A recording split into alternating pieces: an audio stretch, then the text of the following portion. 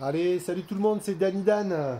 Aujourd'hui, on se retrouve et on va parler de la poulie d'accessoires parce que ces derniers temps, il y a pas mal de personnes qui ont eu des petits soucis dessus et je me suis dit que peut-être faire une vidéo pour vous montrer les différents éléments, notamment les tailles, la cannelure, le montage, le démontage, ça pourrait aider pas mal de personnes.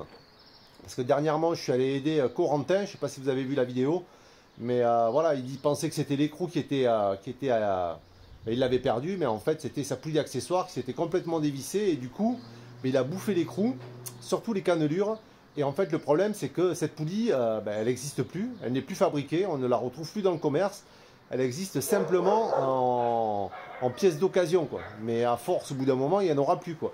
Donc c'est aussi une petite vidéo préventive avant les vacances pour vous dire, oui, il faut la vérifier, il faut faire attention parce que le jour où ça arrive, c'est une panne qui est assez grave parce qu'on n'a plus de frein, plus de pompe à eau et on peut plus se déplacer, quoi. On est bloqué sur place et il faut la trouver, quoi. Donc comme tout le monde est en vacances, et même en occasion, c'est un petit peu difficile de la trouver.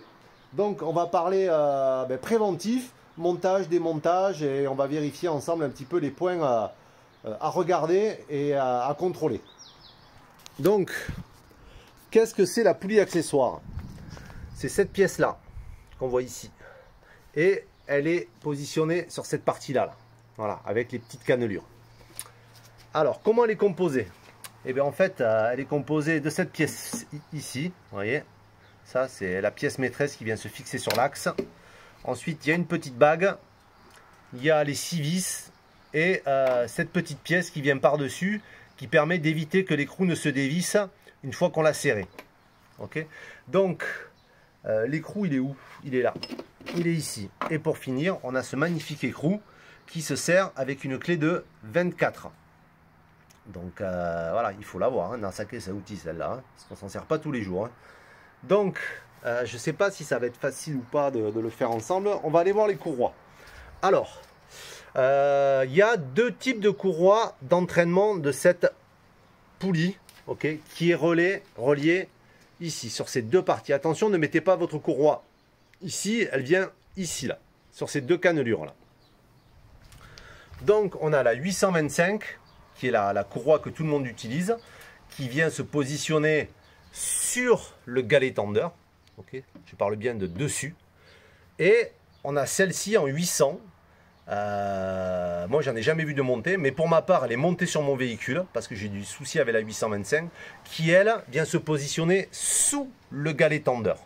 Okay, et je dis bien dessous parce que si techniquement on observe ce galet tendeur, il n'a pas de cannelure qui permet de positionner correctement les courroies pour les diriger, puisque lui, il est là, vous voyez. Donc la courroie, elle vient dessus, il l'attend, et ensuite elle vient ici. Ok.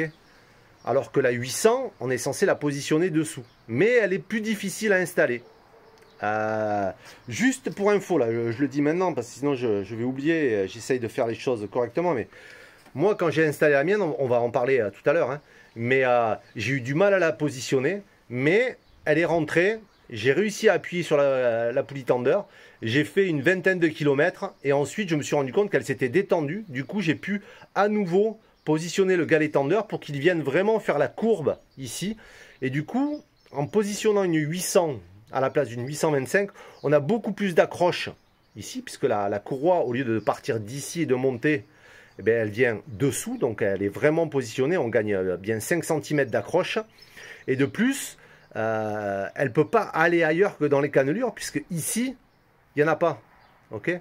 De plus, à l'époque, j'ai retrouvé une vieille courroie. Vous voyez, ça en est une. Ça, c'est une courroie d'origine qui était installée. Elle n'a pas ses dents. Vous voyez, ces petites dents ici, là. Et là, ils ont créé ces dents pour justement que la poulie, elle puisse avoir une courbe correcte et qu'elle ne se déchire pas à l'extérieur avec le temps. Alors qu'à l'époque, ils faisaient des courroies comme ceci. Donc là, vraiment, on pouvait avoir avec le galet tendeur, venir appuyer dessus par le haut pour avoir un appui constant. Alors que là, on a un appui, mais il est un petit peu cannelé, quoi. Alors voilà, j'ai pas les termes techniques, hein, je suis pas un professionnel, mais voilà. Ensuite, on a la courroie de la... Oula, ça, il faut pas que je dise de bêtises. On a une 700 et une 600.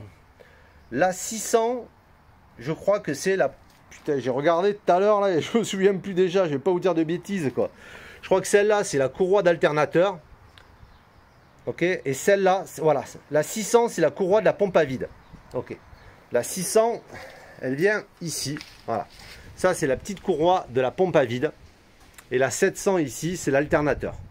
Ok, voilà, je dis pas de bêtises, hein, c'est bien ça.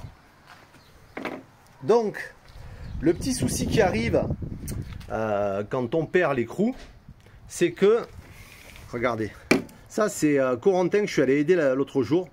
Il a perdu l'écrou et du coup, ça tournait dans le vide. Il pensait que c'était juste l'écrou qu'il avait perdu et qu'en le resserrant, ça allait passer. Ben non, parce que regardez l'intérieur.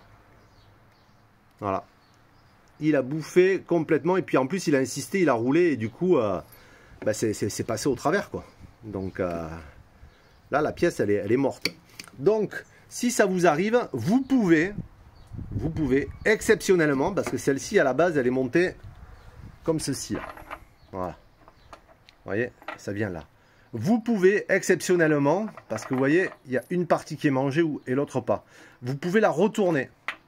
Voilà, la mettre dans l'autre sens pour essayer de rechoper la cannelure qui est de l'autre côté, quoi. Mais c'est vraiment exceptionnel parce que du coup, vos courroies, elles seront plus du tout alignées, quoi. Donc ça risque de là-haut de passer un petit peu à côté. Si vous n'êtes vraiment pas dans l'axe, ce système-là avec les courroies en 800, c'est pas fait du tout pour ça parce que la courroie, elle part d'ici, elle monte et elle va dans ce sens-là, quoi. Ok. Donc ici, si c'est pas bon, vous avez une des deux courroies qui va se barrer. Voilà, et qui risque de coincer et de faire sauter tout le système. Donc soit vous en mettez qu'une vraiment à l'extérieur parce que la poulie, elle va se rapprocher. Ok. Soit vous mettez les deux et vous tentez votre chance pour essayer de vous en sortir et de pouvoir repartir un petit peu comme ça. Et la solution aussi, c'est de mettre de la Loctite. Voilà, pour essayer de coller ces parties-là, mais il faudra vraiment bien les dégraisser, les nettoyer avant remontage. Mais ça, c'est vraiment une solution de secours, hein, au cas où vraiment vous n'avez pas le choix et que vous êtes coincé dans un patelin où vous ne trouvez pas la pièce. Si vraiment vous avez une partie de la cannelure qui est encore en bon état, un bon nettoyage, dégraissage, un petit peu de Loctite et on la remonte à l'envers. Mais on voit bien ici, je sais pas, il n'y a pas de lumière, il y a un côté, vous voyez, qui est plus large que l'autre. Donc du coup, obligatoirement, votre poulie, elle va se décaler, quoi. C'est obligé. Puisqu'on va partir de l'autre côté et du coup, elle va être plus éloignée vers moi. Voilà, si on le met comme ça, elle va être plus éloignée. Après, on peut jouer avec ça aussi, avec cette bague-là. Si on veut rattraper le jeu, mais la bague, au lieu de la mettre devant, on la met derrière. Mais ça, c'est à voir. Voilà, moi, je propose juste des solutions que j'imagine à l'instant T, si ça devait m'arriver. Voilà. Autre chose importante, ces petites vis là. Ne mettez surtout pas de frein filet. Okay, moi, j'ai fait l'erreur une fois et j'ai eu un problème avec mes poulies. Quand je les ai démontées, elles ont cassé parce que c'est un acier très tendre. Voilà, c'est pas un acier très solide, quoi. Donc voilà, ne mettez pas, surtout pas de frein filet sur ça. Ça doit être serré juste ce qu'il faut, mais pas plus, quoi. Ok. Voilà. Donc, comment on fait là? Il faudrait que je demande ou que j'aille chercher un trépied pour pouvoir mettre tout ça en place et vous expliquer comment on fait. Parce que ça, à la base, ça vient là. Voilà. Donc pour le mettre, il ne faut pas chercher à forcer. Il suffit simplement de mettre l'écrou. Ça va être compliqué tout seul là, les gars. Je suis désolé. Et ensuite, on va venir serrer cette partie-là. Donc elle est vraiment accessible, hein. Il ne faut surtout pas taper dessus. Si vraiment votre cannelure est abîmée, il faut y aller avec parcimonie et essayer de l'emboîter correctement pour que ça fonctionne bien, quoi. Bon, je vais couper là et je vous reprends. Donc là, je l'ai remis, mais toujours question préventif. Ici, là derrière, là, il y a un roulement. Vous voyez ? Moi, sur tous les véhicules que j'ai récupérés, et même sur le mien, ce roulement était grippé, quoi. Vous voyez ? Parce qu'en fait, c'est lui qui sert d'appui. Et quand il se grippe, après, il vient bouffer cette partie en alu. Et du coup, vous dites, bon, il est grippé, j'ai un problème, je le change. Mais en fait, le problème, c'est qu'après, cette partie-là, c'est plus le même jeu. Du coup, quand vous rachetez ce roulement, bah, du coup, il rentre dedans et il flotte, quoi. Il n'a plus l'appui nécessaire. Donc, si vous êtes amené aussi à vouloir contrôler et vérifier tout ça, ben, n'hésitez pas à changer ce roulement. Ça vaut une dizaine d'euros. Et franchement, ça vous sauvera la vie dans le temps si vous êtes amené à voyager ou si vous avez un problème, ça va être compliqué, quoi. Donc, vraiment, c'est du préventif, hein, tout ce que je vous dis. Hein. Voilà. Vérifiez bien aussi votre galet tendeur. Qui tourne bien et que ça se passe bien. Moi, ce que j'ai fait sur le mien ici, là, je l'ai démonté, j'ai mis un tout petit peu d'huile ici à l'intérieur, vraiment, et j'ai laissé comme ça pendant 3-4 jours. Et du coup, l'huile a pu pénétrer à l'intérieur. J'ai mis de la 5W. Par contre, le truc qu'il faut faire, c'est qu'une fois que vous avez attendu que l'huile pénètre bien, il faut le retourner à nouveau pour que le reste et le surplus d'huile s'évacuent. Ok ? Parce que sinon, dès que vous allez le remonter, s'il reste de l'huile dedans, au bout d'un moment, elle va ressortir et elle va venir ici. Et ça risque de venir sur les courroies et ça risque de poser un problème. Les courroies vont devenir grasses et elles vont glisser, elles ne tiendront plus, quoi. Donc bien nettoyer, bien dégraisser l'extérieur ici et le retourner, le laisser pareil 2-3 jours, qu'elle s'écoule bien l'huile. Une fois qu'elle a pénétré dedans là, et ça permettra d'entretenir cette pièce-là parce que je crois que ça vaut là, j'en ai vu une tout à l'heure, là, j'ai fait quelques recherches, ça vaut entre 80 € et 260 €, quoi. Alors, le premier prix, c'était 80 € sur Oscaro. Et après, il y en avait d'autres à 260 €. Voilà, 260 €. Donc, ouais, quand même, hein, ça reste un budget, quoi. Ensuite, une fois qu'on a contrôlé ça, qu'on a remis ceci, qu'on a vérifié sa cannelure et qu'on a remis son écrou, il nous reste la poulie d'accessoires. Donc là, vous voyez, elle passe parfaitement bien parce que mon moteur est démonté. Okay, mais il se trouve que normalement, il y a la tringlerie qui est là. Et en fait, quand on est sur place avec ce système-là, parce qu'après, il y en a un autre avec, je ne sais pas si je l'ai sorti là, sur les phases 2, il y en a un autre avec une partie en métal ici qu'il faut entièrement dévisser pour tout décaler pour pouvoir sortir cette fichue poulie, quoi. Donc la technique, c'est, si vous êtes deux, il y en a un qui passe la marche arrière et il reste enclenché en marche arrière. Ça va permettre de faire descendre cette partie-là, parce que la marche arrière, il faut pousser, ouais, je crois que c'est ça, pousser, tiens, donc ça va le lever et ça va légèrement le décaler comme ceci. Ok, et vous allez pouvoir ensuite, vous voyez, voilà, ça vient sur le côté, on n'est plus en face de cette partie-là, là. Qui fait que ça peut gêner pour le faire sortir, quoi. Donc il faut dévisser les vis et ensuite se mettre en marche arrière et normalement elle vient tout seul. Ok. Donc pour le remontage, on remet la coupelle, on remet les 6 petites vis et on les serre avec parcimonie, hein. On ne va pas trop forcer parce que sinon vous risquez de les casser. Et ensuite sur la dernière vis, voilà, au niveau de la 6e vis, vous allez venir fixer ça. Comme ça, là, vous voyez, là, il vient s'emboîter. Et il faut trouver le cran qui corresponde à la vis pour éviter que votre écrou se dévisse. Donc là, c'est pas bon. Là, il va se dévisser. Voilà, non, c'était bon comme ça. Voilà. Puisqu'il se dévisse dans ce sens-là. Donc, si on arrive à placer la vis ici, ben, l'écrou, il peut plus se dévisser. Et normalement, il y a un capuchon en plastique qui vient protéger cette partie-là, quoi. Donc ça, c'est vraiment un élément important. Et moi, à la base, cette partie qui est derrière avec les cannelures, elle est censée jamais sortir, quoi. Vraiment, elle est rajoutée parce que dans le moteur, ils ne peuvent pas passer l'arbre à cam, donc ils ont rajouté ça à la fin. Moi, ce que je fais, direct, qu'elle soit en bon ou en mauvais état, je mets ça. Je dégraisse parfaitement ma pièce, je la nettoie, je mets un petit peu de Loctite pour que vraiment celle-ci, elle soit, elle bouge plus, quoi. Tout en changeant mon roulement à l'arrière. Voilà. Comme ça, je suis sûr que tout ce bloc-là, voilà, le roulement est neuf, cette partie-là est collée, la vis, là, pareil, là, je mets un tout petit peu de Loctite, mais vraiment à la fin de l'écrou pour qu'il soit collé à la poulie. J'en mets pas au début, hein, mais vraiment qu'à la fin. Comme ça, il va pouvoir se décoller et la partie du pas de vis, elle ne sera pas collée, quoi. Il n'y aura que cette partie-là. Mais normalement, avec ça, ça ne devrait pas se dévisser, quoi. Ok. Donc, là maintenant, on va voir la différence qu'il y a entre les courroies 800 et la courroie 825. Je vais aller chercher un petit trépied et je vais essayer de positionner tout ça. Bon, tout le monde sait comment on monte à peu près ces courroies, hein. Donc là, on va voir un petit peu. Je vais essayer d'installer la 800 dessus. La 825, elle passe dessus. Mais on va voir un petit peu la technique pour installer la 800 qui est plus courte et qui va aller sous le galet tendeur. Donc j'ai pris une courroie neuve exprès pour vous montrer.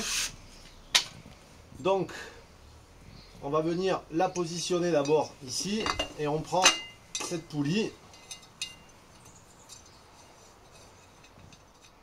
là et on la met bien au fond et on va essayer de la mettre. Voilà, vous voyez. Alors, faut pas se tromper. Vous voyez, déjà j'ai fait une petite erreur. Il faut aller dans la cannelure qui correspond. Voilà, ça quitte. J'aurais dû l'enlever presque. Voilà, ça je vais le dévisser et l'enlever parce que ça va me gêner sinon. Si vous faites la 825, normalement la poulie doit aller par-dessus. Voilà, ça je vais le retirer et je vais essayer de mettre cette poulie. Alors dans la bonne cannelure, là je reste tendu, j'essaye de la passer. Ah, vous voyez, c'est un petit peu compliqué parce qu'elle est trop serrée celle-là. Et moi j'étais arrivé sur le mien. Comment je pourrais faire? Là. Et ensuite,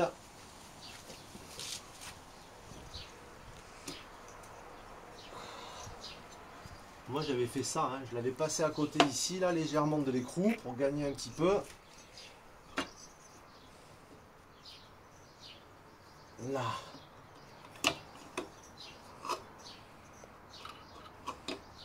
Voilà. Une fois qu'elle est dedans, voilà. Donc celle-là, elle est vraiment, vraiment tendue. Hein. Moi, la 800 que j'avais quand même réussi. Donc là, je suis dans la bonne cannelure. J'avais quand même réussi à mettre une vis ici, vous voyez. Donc là, je vais me positionner sur la vis du bas. Je vais mettre une petite vis pour que celle-ci soit bien prise dedans.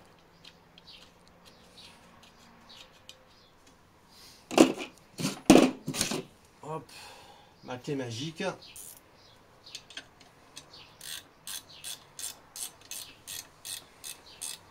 Voilà, je la serre un petit peu. Et ensuite, j'avais fait ça. Alors, je ne sais pas si ça va marcher. Ah ben oui, mais l'arbre, il tourne pas cet arbre là maintenant.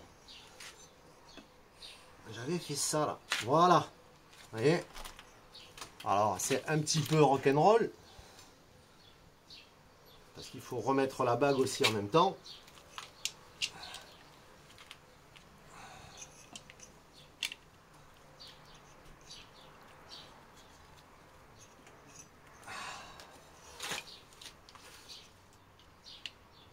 Ça reste de la mécanique. Hein.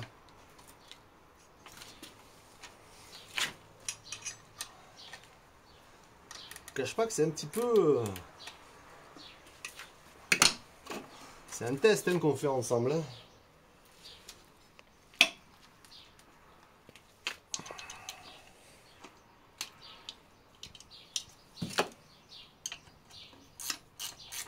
Voilà.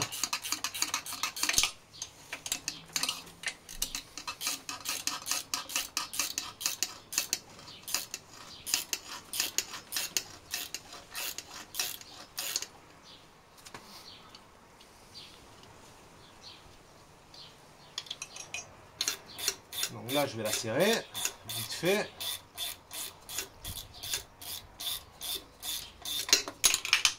Ok. Donc on voit bien qu'ici que j'ai réussi à placer la 800 en faisant un appui comme ça et en me servant du pivot de cette vis là. Donc je vous cache pas que c'est un petit peu rock'n'roll.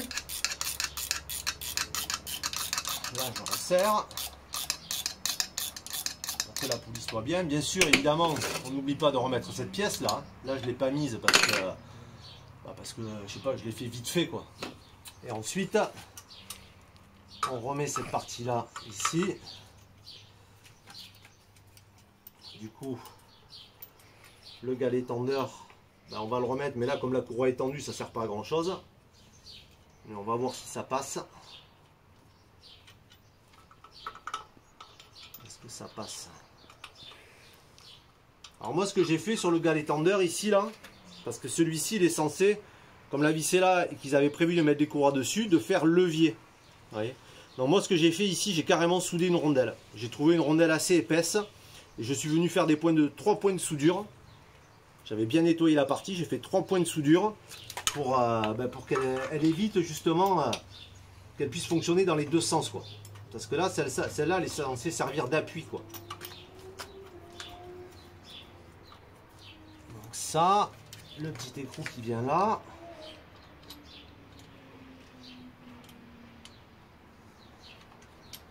Et du coup, on voit bien que ça fonctionne.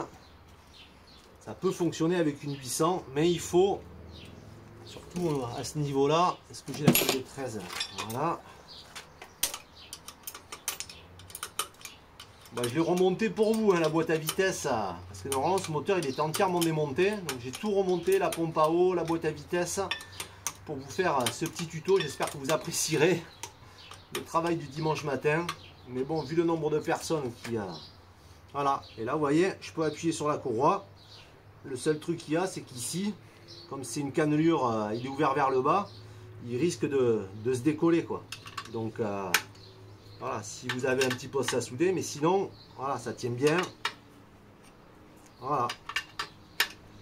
Hop, je serre devant, je serre derrière. Donc vous voyez bien, vas-y rapproche-toi Julian.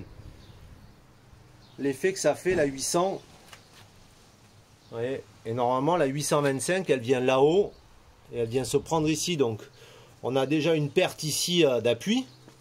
Et une perte ici d'appui. Alors vous me direz, c'est pas grand chose, hein, mais voilà, avec une 800 au moins, on est sûr que les deux cannelures sont dans l'axe, elles correspondent bien et elles ne nous font pas un petit tour par-dessus. Avec ce galet tendeur, on ne sait jamais si les courroies, quand on roule, elles chauffent, elles sont censées se dilater un petit peu, ou avec le temps, on ne fait pas attention et elles se sont détendues. Et du coup, elle peut glisser à côté, ou glisser de l'autre côté et venir se coincer derrière et tout bloquer, quoi. Donc moi, perso... j'ai une 800 sur mon véhicule et voilà, ça fait 1 an que je roule avec. J'ai fait, je crois, on a fait 5500 km quand on est parti en Suisse, plus tous les voyages qu'on a fait. Et là, je l'ai contrôlé, elle n'a pas bougé. Le galet tendeur, il est bien en appui comme il faut. Je n'ai aucun souci avec ce système-là, quoi. Donc voilà, je suis avec mon caméraman Julian et mon assistant bricoleur. Donc je pense qu'on a fait le tour de cette partie là au niveau de la poulie d'accessoires, les courroies, les outillages 13, 24, 10. Faut pas grand chose, hein. Peut-être un pied de biche pour le sortir. Je vais un petit peu galérer à l'enlever parce que tout à l'heure vous avez vu quand je l'ai rentré dans la cannelure, j'ai un petit peu forcé, mais voilà, ça prouve que ça tient bien, que c'est voilà, mes deux cannelures se joignent parfaitement bien en force quoi. Donc voilà, écoutez, pensez-y avant de partir en vacances cet été. Ou pour tout voyage, hein, je pense que c'est du préventif qui peut être intéressant parce que vu le nombre de personnes qui sont confrontées à ce problème, c'est vrai que quand on n'y est pas confronté, on n'y fait pas gaffe. Mais le jour où ça nous arrive, on est bien content de trouver de l'aide et surtout de trouver la pièce parce que je vous le dis, c'est de plus en plus rare quoi, de trouver ces pièces-là. Allez, sur ce, bon week-end à tous et on se retrouve pour de prochaines aventures. Ciao!